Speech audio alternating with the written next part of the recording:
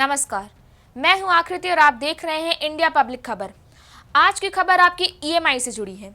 Reserve bank of India यानी RBI ने हाल ही में अपने रेपो रेट में 0.50% की कटौती की है, जिसके कारण रेपो दर 6% से घटकर 5.50 पर आ गया है। ये एक साल के अंदर रेपो रेट में की गई तीसरी कटौती है। इससे पूर्व पहली बार में 0.25 और दूसरी बार में भी 0.25% की कटौती की जा चुकी है। आरबीआई का ये कदम आर्थिक विकास को बढ़ावा देने और बैंकों से कर्ज लेने को सस्ता बनाने के मकसद से किया गया था, लेकिन रेपो रेट में कमी होने के बावजूद ईएमआई पर कोई असर नहीं पड़ रहा है। तो चलिए हम आपको समझाने की कोशिश करते हैं कि रेपो दर में कमी का लाभ ईएमआई भरने वालों को किस तरह मिलेगा। मीडिया रिपोर्ट्स में चार्टर्ड अकाउंटेंट नितिन कौशिक ने कहा कि रेपो दरों में कटौती के बावजूद कई लोन लेने वालों की समान मासिक किस्तों यानी ईएमआई में तत्काल कमी नहीं देखी जा सकती है। जो लोग सोचते हैं कि रेपो रेट में कटौती होने से उनकी ईएमआई अपने आप कम हो जाती है, वो सही नहीं है, क्योंकि ज़्यादातर मामलों में ऐसा नहीं होता है। एक्सपर्ट ने कहा कि लोगों को ईएमआई में किसी भी खास सुविधा का लाभ लेने के लिए ज़रूरी उपाय करने पड़ सकते हैं, वरना उन्हें अपने लोन अवधि के दौरान लाखों रुपए का नुकसान भी झेलना पड़ सकता है। ऐसे में लोन धारकों को repo linked lending rate RLLR या एक्सटर्नल बेंचमार्क लेंडिंग रेट ईबीएलआर से जुड़े लोन पर रेपो रेट कटौती के प्रभाव को समझना होगा। सीए कौशिक ने कहा, रेपो रेट में कटौती केवल उन लोन धारकों के लिए लाभदायक है जिनके लोन रेपो दर से जुड़े हैं, यानी repo linked lending rate RLLR या ईबीएलआर के माध्यम से लोन लिया गया है। खास बात तो ये है कि तब भी लोन लाभ खुद नहीं मिलता। बैंकों द्वारा रेपो रेट का लाभ लोन धारकों तक पहुंचने में कुछ समय लगता है।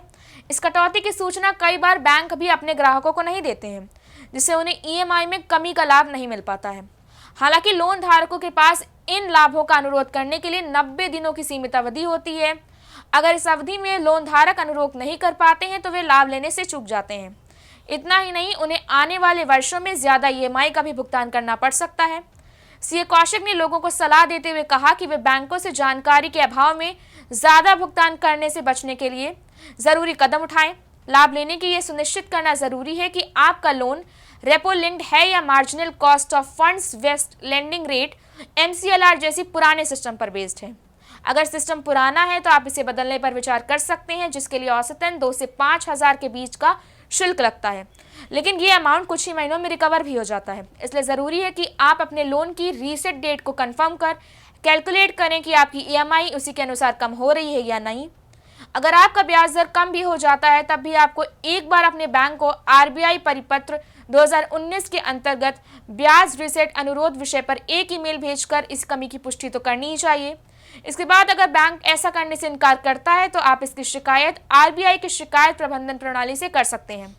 सीए नितिन कौशिक संभावित ब्याज दरों में कटौती के मद्देनजर कर्ज लेने वालों को सतर्कता के महत्व पर जोर देते हुए कहते हैं कि सिर्फ इसलिए ज्यादा ईएमआई का भुगतान ना करें क्योंकि आपका बैंक आपको बताना भूल गया।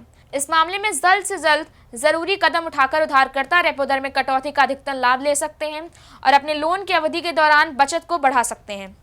इस बारे में आपकी क्या राय है, हमें कमेंट सेक्शन में बताएं। वीडियो को लाइक करें, चैनल को सब्सक्राइब करें। शुक्रिया।